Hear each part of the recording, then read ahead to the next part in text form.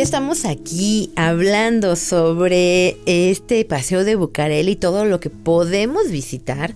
Es una calle pequeñita, bueno, relativamente pequeña, es una avenida pequeña, pero tiene tanto que contarnos. Y estábamos hablando del conjunto Mascota y de Miguel Ángel de Quevedo. Miguel Ángel de Quevedo hace otros proyectos como el Templo del Buen Tono también y el Banco de Londres, México, en la calle de Bolívar. Él era bastante visionario. Te voy a poner imágenes de un libro que tengo especialmente dedicado a Miguel Ángel de Quevedo, en el que plantea mucho de sus proyectos y de la visión tan bonita que tenía él de la arquitectura.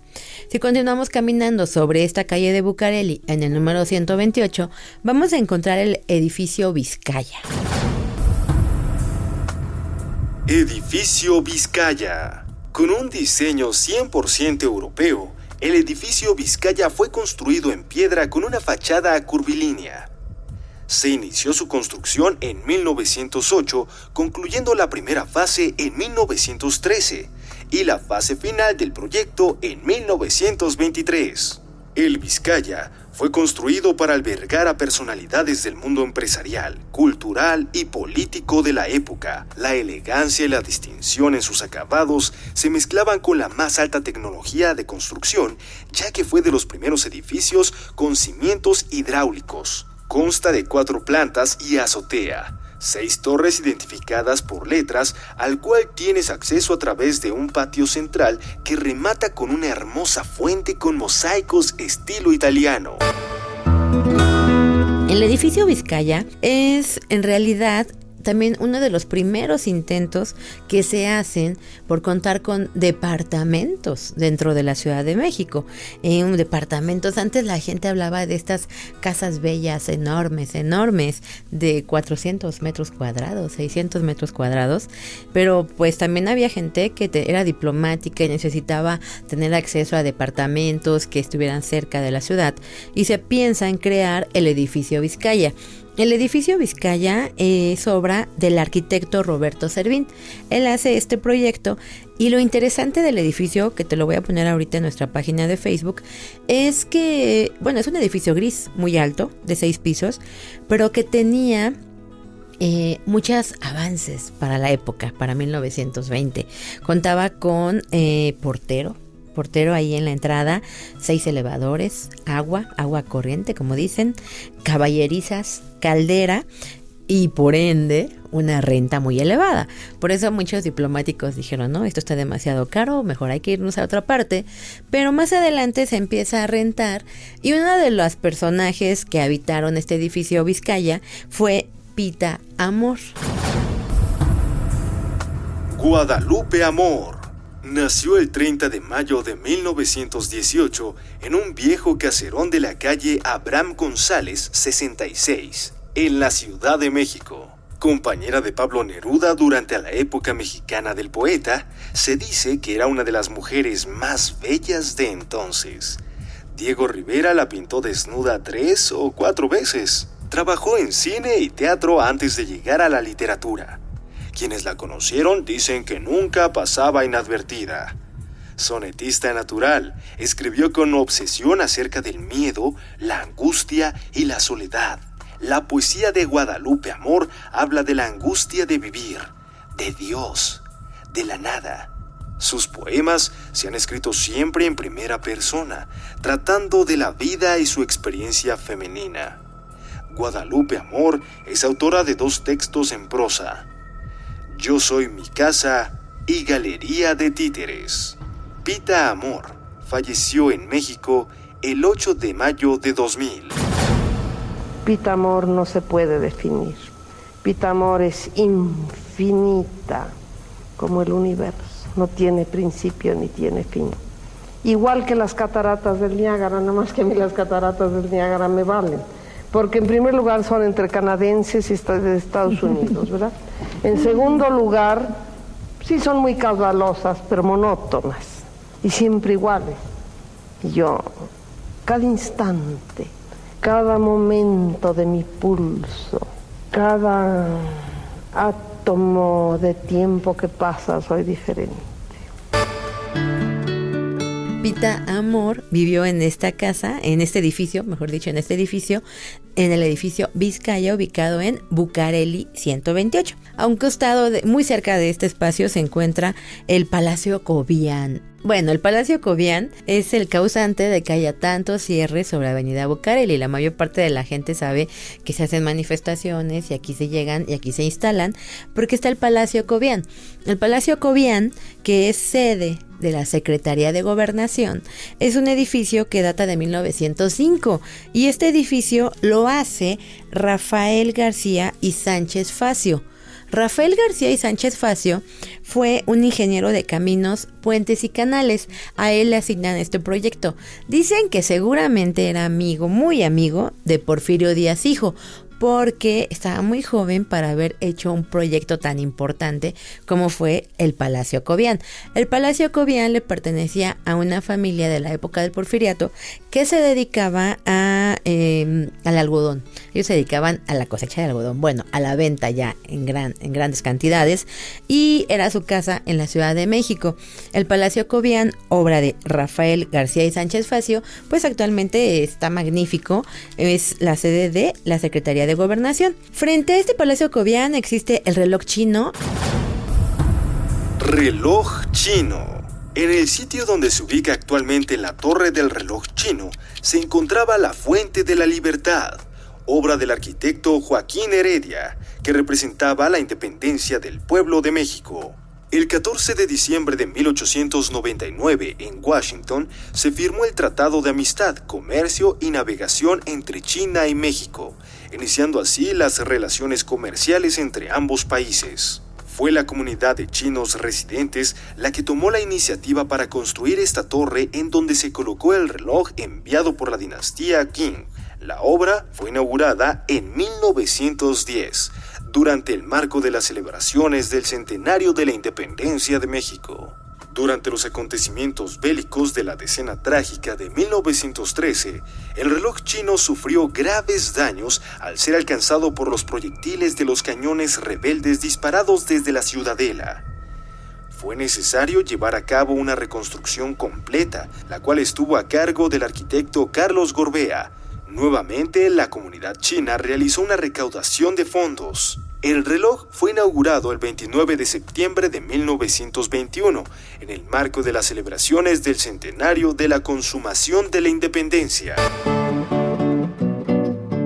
El reloj chino, mucha gente lo confunde luego con el reloj otomano, pero este reloj chino, y sí te tengo que poner una imagen y la tienes que ver, de lo que le pasó a este reloj, que fue un regalo de la comunidad china en México, que nos lo mandaron cuando cumplimos el centenario de la independencia de nuestro país. Nos lo mandan, lo ubican en esta glorieta y ahí está muy bien, desde 1910 hasta 1913 que se da la Decena Trágica.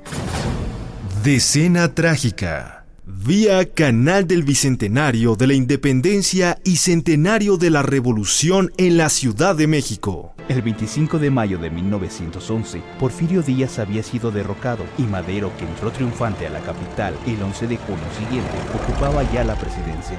Durante los 15 meses que estuvo en el poder, al gobierno de Madero no le faltaron conspiraciones y amotinamientos. Entre estos estuvieron las rebeliones de Bernardo Reyes, ministro de guerra durante el Porfiriato, y Félix Díaz, sobrino del dictador, a quienes Madero apresó para después perdonarles la vida. La Decena Trágica comienza el 9 de febrero de 1913, cuando la Escuela Militar de Aspirantes de Tlalpan y la tropa del cuartel de Tacubaya, al mando de los generales porfiristas Gregorio Ruiz y Manuel Mondragón, se levantan en armas contra el gobierno maderista y liberan a Reyes y a Díaz. Los rebeldes se dirigieron a Palacio Nacional, donde en un primer combate Bernardo Reyes perdería la vida. Díaz y Mondragón fueron a refugiarse a la Ciudadela. Madero, mientras tanto, salía del castillo de Chapultepec escoltado por cadetes del colegio militar, algunos secretarios de Estado y amigos en la que habría de llamarse Marcha de la Lealtad. En una escala en Bellas Artes, habiendo resultado herido el comandante militar de la plaza, Madero nombra para suplirlo a Victoriano Huerta, error que poco después habría de costarle no solo la presidencia, sino la propia vida, pues Huerta, conocido más tarde como el Chacal, habría de ser parte clave del golpe de Estado. La ciudad era campo de batalla, los servicios básicos habían dejado de funcionar y buena cantidad de civiles morían en las calles a causa de las balas perdidas. Madero salió entonces hacia Cuernavaca buscando el apoyo de Felipe Ángeles, que sabía incondicional. Habiendo unido fuerzas, regresaron a la ciudad. Las intrigas en contra del gobierno venían también desde la embajada estadounidense, que protegía por encima de todo los intereses norteamericanos, resentidos desde la caída de Díaz. Para entonces, el Senado exigía la renuncia de Madero, y Henry Lane Wilson, el entonces embajador, conspiraba insinuando una intervención a territorio mexicano si la renuncia del presidente no se hacía efectiva a la brevedad. El 17 de febrero, Madero y el vicepresidente Pino Suárez fueron aprehendidos. El embajador ofreció la sede de la embajada para efectuar el Pacto de la Ciudadela, o de la embajada, donde se desconocía al gobierno de Madero y se proyectaba a Huerta como nuevo presidente. El 22 de febrero se dio la orden de trasladar a Madero y Pino Suárez a la penitenciaría de Lecumberri. En el trayecto, y mediante un ataque simulado, ambos prisioneros fueron asesinados.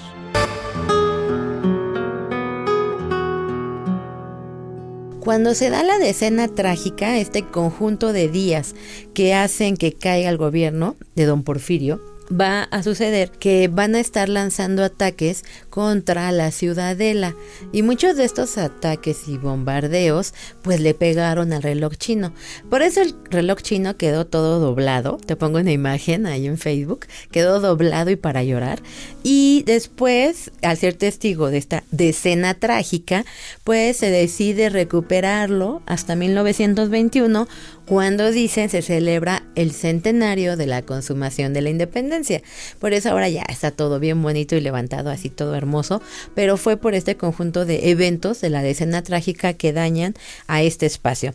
Detrás de este lugar se encuentra el edificio Gaona, que es uno de mis edificios así súper consentidos, en el número 80 de la calle de Bucareli. Ahí te vas a encontrar, es toda la esquina, y a la gente le llama la atención porque aquí se encuentra en la fachada azulejos que forman el rostro de Hernán Cortés y de diferentes virreyes, entre ellos Bucareli. La gente pensaría que es un edificio de la época del barroco, pero no, es de un estilo nacionalista y es un edificio muy bonito que se construye en 1922, así que vale la pena visitarlo. Si sigues caminando por esta calle de Bucareli, yo te recomiendo que camines hacia la zona de Reforma y te vas a encontrar con el Café La Habana. En voz de Ricardo Mendoza, colaborador de Café La Habana. Bueno, en el año se fundó en 1952 por un español que venía de Cuba, que aquí en México le pusieron el centavo por la estatura, ¿verdad? Eran monedas muy pequeñitas, el señor era muy pequeñito, y que trabajó en La Habana, en un restaurante que se llamaba La Habana. Viene a México con un poco de fondos y empieza a buscar qué área le conviene para poner su negocio. Entonces, ¿por qué escogió esta? Porque aquí, del otro lado de Reforma, se llama como la colonia tabacalera, o sea, así nomás de fácil. Y de este lado, pues, había como 4 tabacaleras que lo daban. Más el Museo de San Carlos fue una tabacalera en un momento dado. Esto hace que el señor dice, ¿a dónde me conviene más? Pues aquí. ¿Por qué? Porque no hubo estudio de mercado, no hubo estudio de mercado, sino porque vio la gente que él quería tener de clientes. Eso fue lo que hizo. Entonces empieza con el negocio, poco a poco empieza a crecer. Pero el señor tenía, como todo ser humano, algún problema, un defecto. Y su defecto de él era jugar. Y perdió el negocio. Han venido varios dueños, entre que bien, mal, hemos quedado. Y en 1998 que queda la sociedad que hoy la que tiene el control del negocio. El Café La Habana es uno de esos lugares entrañables para la gente que trabaja en esta zona de Reforma y Bucareli, porque les gusta para ir a tomarse un café o ir a comer. También tienen diferentes servicios y sobre todo por la historia. Yo espero que te haya gustado mucho este recorrido. Hay más cosas que ver en Bucareli y que nos puedas escuchar la próxima semana a las 9 de la mañana aquí en Radio 1000. Ciudad Viva, el paseo dominical por los sitios que conforman la histórica Ciudad de México. Ciudad Viva con Sandra Rodríguez.